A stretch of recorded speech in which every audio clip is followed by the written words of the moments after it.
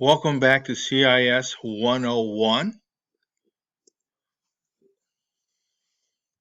Last class, we talked a little bit about digital basics, a little bit about how digital convergence has evolved, the differences between digital and analog signals, how to effectively use cellular devices and mobile internet access, and a little bit on how to keep your devices secure. We'll talk more about that this class. We talked a little bit about, briefly covered the range of different mobile computing devices and how they work. For example, Bluetooth has a range, a deliberately designed range of 10 meters or 33 feet, whereas you will often get 100 feet to 250 feet for your other different types of devices. We talked about evaluating which mobile device is appropriate for a specific user. If you have to choose just one, or if the situation permits it, you may want to have more than one. For example, I have a mobile laptop that's very light and still somewhat powerful when I take the kids around places, and then I have my systems at home, which are much less portable but much more powerful and capable. And we talked a little bit about editing, distributing digital music and video. And it still amazes me that Louis Rossman in New York, who basically repairs iMacs, but has a YouTube channel with over 1 million subscribers, and he can talk just about anything. And he's a very interesting guy, and he makes out of his little sideline hobby about $500,000 a year, as near as I can tell. Or another person who just does YouTube videos of her dog. Okay, and she has 1 million subscribers. Again, she's making a serious chunk of change over just uploading, various things that her dog does, 2 or 3 times a week. Chapter 9 talks a little bit about securing your system, how to protect your digital data and devices, and the reasons you want to learn about this, besides the satisfaction of knowing this stuff. But understand also that effective for the last couple of years, the unemployment rate for people involved in cybersecurity, okay, has been effectively 0%. Okay, for the last 6 months to a year, network security positions have been the top computerjob.com's job demand analysis. Okay, the top 25%, the average maximum salary in the Chicago area for people, not managers, not supervisors, but people involved in network security as a net individual, was around $96,000. And the average median salary, in other words, all the IT people, not managers and supervisors, in the Chicago area was about 76. And you compare that with the average household income last year of about $60,000. Okay, these are really, really healthy salaries. You really can't complain about it. And a job demand of 0% is just about unheard of.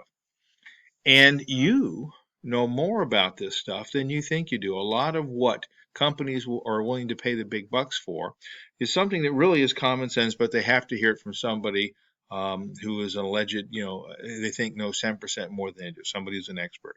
For example, when you're leaving your house, your apartment, or the cardboard box that you may live in, because every time I ask this question, there's always a couple of people that don't raise their hand or say, I live in a house or I live in an apartment, so they must live in a cardboard box. But, the single most effective way to protect where you live is to A, install an alarm system. B, my personal favorite, buy lots of snarling, foaming at the mouth dogs. C, lock your doors and windows. Or D, own nothing, because, this is a college student favorite, because Grasshopper, if you own nothing, then nothing can be stolen from you. This is very, very Zen-like. And of course, the answer, real world, is you lock your doors and windows. And again, this is stuff that, is just common sense. If we were having this class in a classroom, if you remember when we were doing that, all the classrooms had locks on the door. So when the class wasn't in session, the door could be locked. If you keep people off stuff, nothing bad is going to happen to it. Just the way it works. Just the fact of, if someone really wants to get in, they can get in. But just being able to have a lock on it, have a fence around something, can be a tremendous deterrent for the 99% of people that are, they don't want us in there. Okay, it's not more trouble than it's worth. Not even going to bother. Okay, another typical type of situation when you're considering PC/network protection for your house, your apartment, or the cardboard box. Okay, the single most effective step is to A, keep teenage males off of your PC. B, install all the antivirus software in the world that you can find. C, bury your computers in a hole in your backyard. That's my personal favorite. Okay. Or D, own nothing. Because, and this is very Zen-like, because grasshopper, if we own nothing, then nothing can be stolen from us. Okay. It's very philosophical. And of course, the real world, sad to say, answer is to keep teenage boys off your computers because they'll click on anything. And I want to stress, teenage girls are not far behind them. And this gets into something that's actually fairly profound. The last part of the human body to develop is our brain. Okay, doesn't finish fully forming until the late teens, early 20s, depending on the person. The last part of the brain that develops is the frontal lobe. The frontal lobe is the part of the brain that basically does our impulse control. Okay, and this is why teenagers are somewhat infamous or famous, if you will, for just doing things. I know, the Lord knows my kids will click on anything without thinking about the consequences, and the consequences is something that comes with experience, but also as your brains mature, you're better able to say, okay, maybe I don't want to do this. Maybe this is not a good idea. Okay, and when you're looking at PC or network protection for your house, your apartment, or your cardboard box, the second most effective step, keep those teenage boys off your PC. B, install and keep current your antivirus software. C, my personal favorite, bury your PCs in a hole in your backyard. Just never use them. Just cover them up and just nobody can get to them. Or D, the philosophical favorite, the Zen favorite, own nothing. Because if we own nothing, grasshopper, then nothing can be stolen. And the answer is install and keep current your antivirus software. And it's amazing how many people do not do that. They install it once and then they never update it. And that gets into a fairly profound topic too, because on average, some people have figured out that there are approximately 22 variations of viruses that hit the internet streets every day. So you really need to be updating them on like really at least a weekly basis. Okay, things we're going to talk about today include describing how identity theft is committed and the types of scams identity thefts perpetuate, the different types of hackers, the various tools the hackers can use, what a computer virus is, and why they can be a threat to your security, and how computer devices can catch a virus, and the different categories of computer viruses. Okay, we're going to talk about what malware is. We're going to talk about spam, which if you have an email account, you get way too much of it almost certainly. We're going to talk about cookies. We're not talking about the cookies like chocolate chip or sugar wafer that we all love, or Girl Scout cookies. We're going to talk about computer cookies. And we're going to talk about social engineering techniques, okay, and how you can avoid them. When we talk about digital threats to your digital assets, we're going to break it down into your identity theft and hackers. We're going to talk, we're going to break it down into the second category, computer viruses, and the third category is online annoyances and social engineering. Okay. And when we talk about theft and hackers, we're talking about cybercrime, and this is, kind of a sad thing. Because, like 80-90% of all crime committed today involves some sort of digital technology, everything from a phone to a fax to an alarm system, whatever. It's becoming ubiquitous. And of course, the people that commit these cyber crimes, even if it's a traditional crime, but they're using technology as part of it, are we consider to be cyber criminals. And the types of crimes that they commit we consider to be cyber crimes. It can be FBI related scams. They can be identity theft. They can be the non-delivery merchandise or the theft of deliveries. The box is dropped off and then somebody comes by and steals it. That used to be a lot worse than it is right now. And then we're talking about frauds where you send money for something and then, you just never hear from the person again. And we all have been actually guilty of that in various ways and forms. Identity theft can be the most financially damaging cybercrime for individuals. Okay, and this is kind of sad, but this is kind of true.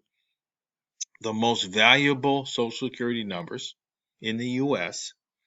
are not that of kids, not that of senior citizens, but senior citizens are right up there, but are actually those belonging to people who are currently guests of the state or the federal system, people who are in jail for a year or more. Because if you think about it, someone who's in jail, the Social Security number is going to be live and valid, and it's going to reflect somebody who's been around the block enough times. They're old enough, mature enough to accumulated some wealth, but they're not really in a position to do anything about it. They're not even in a position to check and see if anything's being stolen. I mean, these are the people who one of the last things on their minds is that has somebody committed identity theft against them. They're more worried about getting through their day in prison, getting released early if at all possible, and only when they're out will they worry about that. And if you think about it, if they in fact find that they have been the victim of identity theft, they have a perfect alibi. There's going to be a plethora of paper records to show where they've been locked up. Whenever a car or a house or furniture or entertainment items or computers were purchased and delivered to a residence, they can show without a shadow of a doubt that they weren't there. Okay. And there are a number of different types of scams that can involve identity theft. It can be, you can identify properties that have been used to be the goal was, hey, you want to pay off your property and then you don't have to worry about paying anything but taxes on it anymore. Now that's not necessarily a good idea. I mean, I've already figured out that once my house is paid off, I'm going to go turn around and go ahead and get a small mortgage on it again anyhow, just because as long as a bank or somebody has a mortgage on it, it's an additional fairly serious layer of defense against somebody forging my name and taking out a loan against the house or anything like that, because the bank is going to get involved and want to know what's going on. So it's harder for somebody to impersonate me and appropriate my real estate and sell it out from under me without me knowing what's going on. And this happens all the time. And we're going to talk about messaging, malware, and mobile anti-abuse working group. Okay. In the case that basically we break our hackers down into three basic categories: white hat hackers, black hat hackers, and gray hat hackers. And note that the term cracker used to specifically designate a black hat hacker. Okay, that's all cracker was. But popular usage has basically evolved to where a hacker can either be white hat, black hat, or gray hat. We don't really generally hear the term cracker anymore. Often, but not always, they will utilize packet analyzers, a sniffer, hardware and software that basically allows them to capture and interpret the data. Okay, find those for sale, sadly, on eBay and Amazon.com. They're legitimate items. Network professionals use them to help figure out, where, it's like traffic analysis on a highway. You use them to figure out where you need to improve your traffic, but it can also be used for purposes that are less than wonderful, and they can run from a few $100s to I've seen them on sale for $12,000 to $15,000. Okay, and another device that's used are keyloggers. Keyloggers are small packets of software that they attempt to implant on a phone or a computer, and basically everything that you type in, every motion you make on your computer, your phone, is going to be captured and sent to a third party, and they use it to capture that information. Okay. They also like to use what we call Trojan horses, which are programs that appear to be useful. It bothers me just a little bit that if my kids see something that says free game with lots of graphics, if it's a free Fortnite game or a free Animal Crossing game, my kids will download it in a heartbeat. And it can say anything, and it can be anything else. And there are also rootkits, which are programs that specifically install themselves into the root boot section of a computer or a phone, so they're loaded up whenever the phone is cranked up. And then we have zombies, which basically can turn your device into, without you realizing it, into like the old classic science fiction movies or the zombie movies, where they basically can be controlled by another party without you realizing it or wanting something to happen. Other tools that can be used are what we call denial of service attacks, which basically deny legitimate users access to a system or possibly shut the system down. If it's a competitor or you want to, say, shut them down and as part of a ransomware situation, and they're normally referred to as a DDoS, denial of service attack. Okay. I'd like to specifically let you know, because some people seem to think that viruses are just for computers. They are not just for computers. Any computing device, be it a microwave oven, although I'm not sure what you do with that, or the devices that administer medication in a hospital, okay, smartphones and tablets can also be infected. There's a fairly widespread amount of cybercrime, which is just the spreading of viruses, and then a company will contact you, a little bit like a modern version of an old protection racket. They'll basically cause the problem, and then they'll contact you purporting to be a legitimate company, and basically say, well, we can solve your problem, but it's going to cost you X number of dollars for us to come in and do our thing. Okay, and they will often have a main purpose to extort money, but also secondary objectives that may not be monetarily related. They may be after information. Foreign governments in particular, especially Eastern European governments, are often after information, whereas North Korea or China, or the Middle East, they tend to be more after money. Okay, and the sources of virus infections can be manifold. It can be emails that you get sent, documents that you get sent or you receive. Can be flash drives, and that's the video will show you, how that's done. That you find and you plug in your system to see how it works. Okay, there are a lot of them: boot sector viruses, logic bombs, worms, script and macro viruses, email viruses, and encryption viruses. And obviously, this week you're not going to become experts on these, but we actually do have a number of classes that focus on what we're talking about today, and they focus on it for an entire semester or for a couple of semesters that turn you into something of a whiz on these things. Okay, and make you a valuable asset for companies to hire. Viruses tend to be classified by the methods they use to avoid detections, which means they can be polymorphic, multipartite, or stealth viruses. And the reason we call them malware is because they always have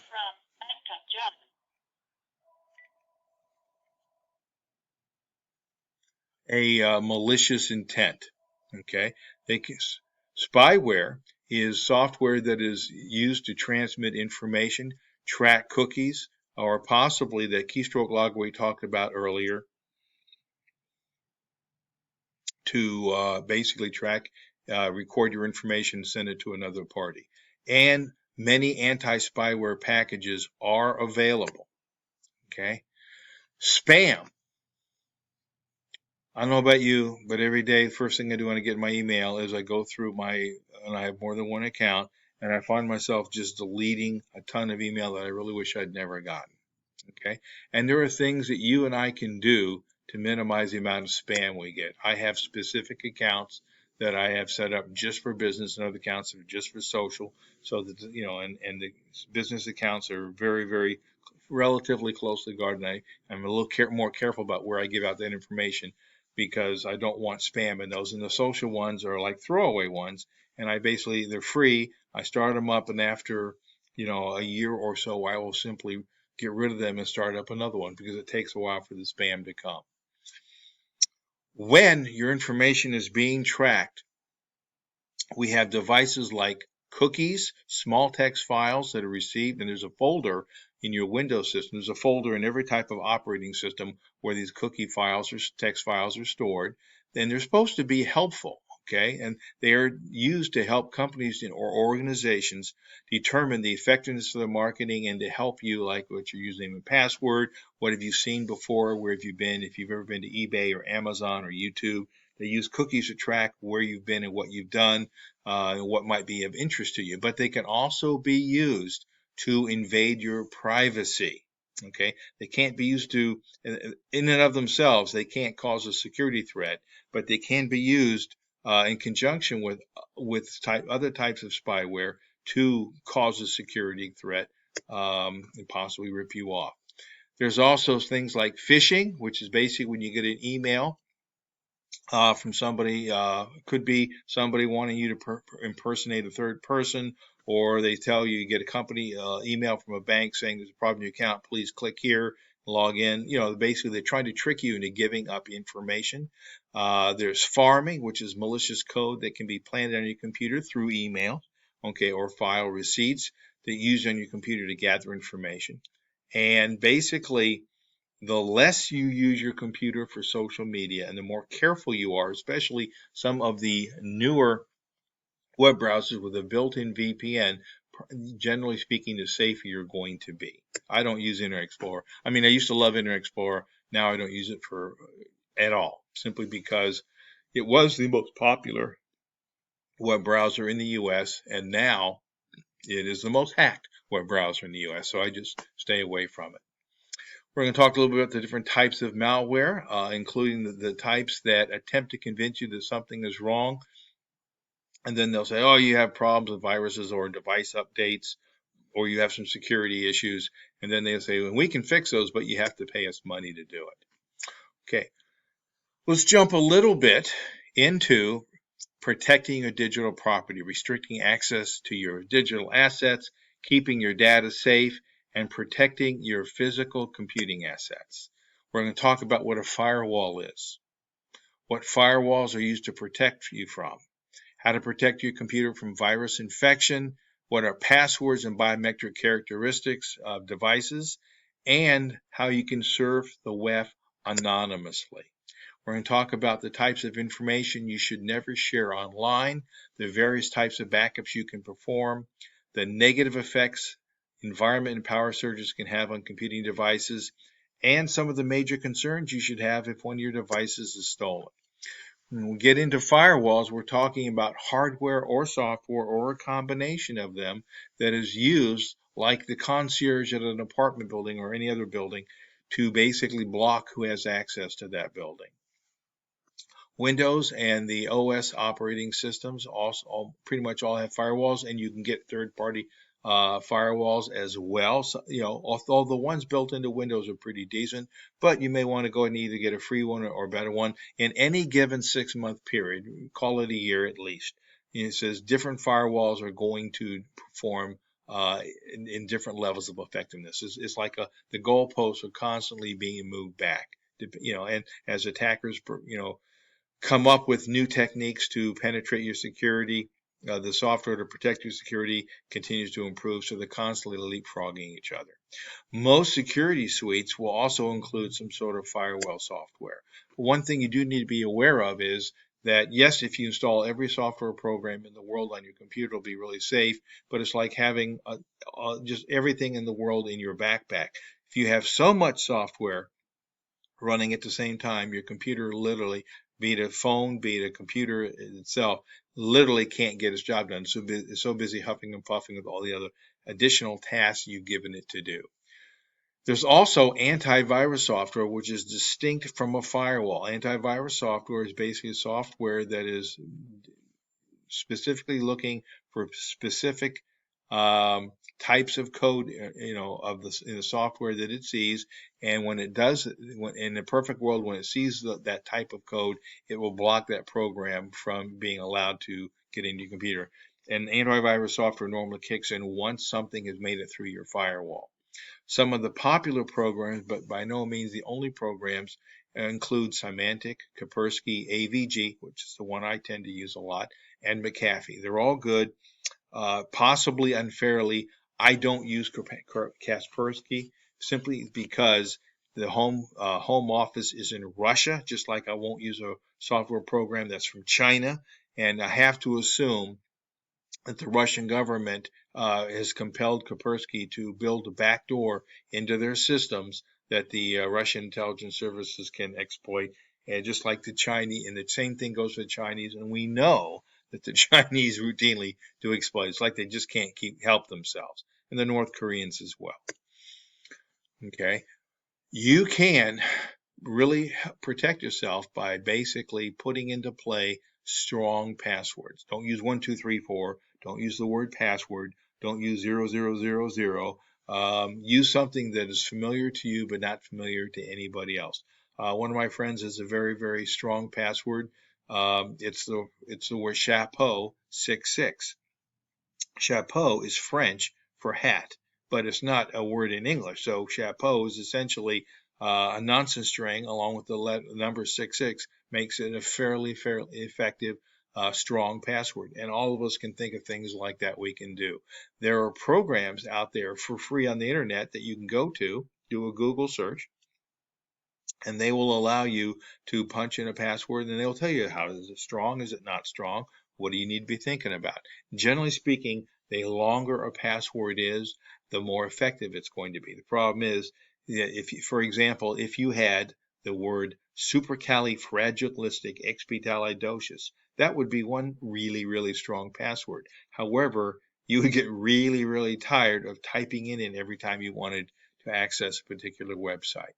Most operating systems have some built-in password protection, but again, those are going to be known to a certain extent by hackers to study that stuff. And so you have to use your head a little bit. Other tools you can use to protect your digital access include a fingerprint reader if you have one, iris pattern in your eye, voice authentication, face pattern recognition. These all provide a higher level of security, and that may or may not be desirable to you. For example, you may want to let someone else get into your computer, in which case, having a fingerprint lockout is not going to do you a whole lot of good. You need to use your head about what you will let people, what passwords, what devices you will use to protect your information. You also want to use some common sense. You want to protect your personal information. You want to make sure you have backups of all your important data. All my important files fit on one fairly large flash drive, and every week I'm constantly backing up to 2 or 3, actually like about 5 locations. That's my Sunday thing. I have these automatic routines on my computer. They automatically just back it up so that if anything ever happens to a device, I'm not going to lose all my information. At worst, I'm going to lose a week's worth of it. And you want to back up your data from unauthorized access, from tampering, and from destruction. Ransomware specifically came to achieve its current level of notoriety because companies or hackers were contacting companies. They were inserting viruses and malware into the systems, and then they were basically offering to recover the information for thousands and thousands and thousands of dollars. Okay. Keeping your data safe. Don't just back it up to the room next door, to another location on your body. You want to think, here at Trident College, for example, we back things up locally. We back them up regionally, to a backup location in the Chicago area. And then we have a third backup site that's in the cloud, which means the servers are really located in the Great Plains states out west, okay, but not anywhere close to California. So that if, say, worst case, an asteroid or something were to hit Chicago and there be a flood, once the waters receded, we could basically recover all our data a little bit slower than we'd like across the internet from those remote sites. You also want to think about common sense things like power surges, old or faulty wiring, down power lines, lightning strikes. One of the reasons why I like laptop computers, even in a desktop environment, is because if you suddenly find yourself losing electricity for any reason, the built-in battery is going to give you the time you need to, save your work. Something else you can do, a lot of businesses do, make sure you have a surge suppressor. Make sure it's a fairly decent one, and then replace it every few years. And use surge protectors with any devices that have solid-state components. With your mobile devices, things you want to think about. Okay, you want to take steps to keep them from being stolen. You want to take steps to think about keeping your data secure in the event they are stolen. In my situation, I don't keep any secure information on my computers. It's kept on my flash drive, and I back that up. You want how you can find the device if it is stolen, and how to remotely recover and wipe the data off a device if it's stolen. Okay.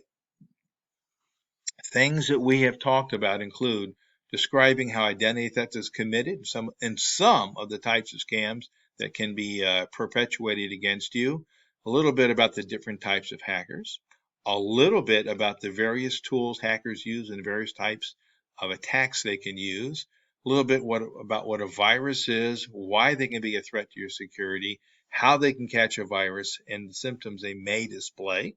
Okay, it's not just a matter of they won't work. They may do strange things. We've talked a little bit about what malware is and some of the common types of malware, what spam is, what cookies are. We've talked a little bit about social engineering techniques and how dangerous they can be, because we all want to be nice, we want to be friendly, and that can be used against us.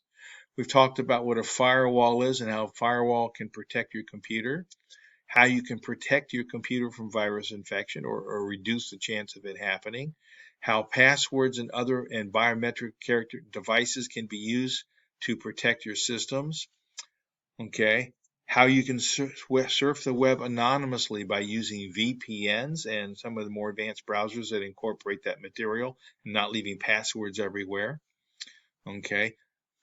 The types of information that you never want to share online, like your username and password and your home address, okay, especially on social media, okay, and the negative effects that the environment and power surges can have. So you always want to have a power suppressive at all possible. Okay, for extra credit, you want to discuss online annoyances and social engineering, or you want to discuss how you can protect your physical computer assets. Write 100 words, okay, with the reference link and submit an assignment 14 for extra credit. Okay, things to think about.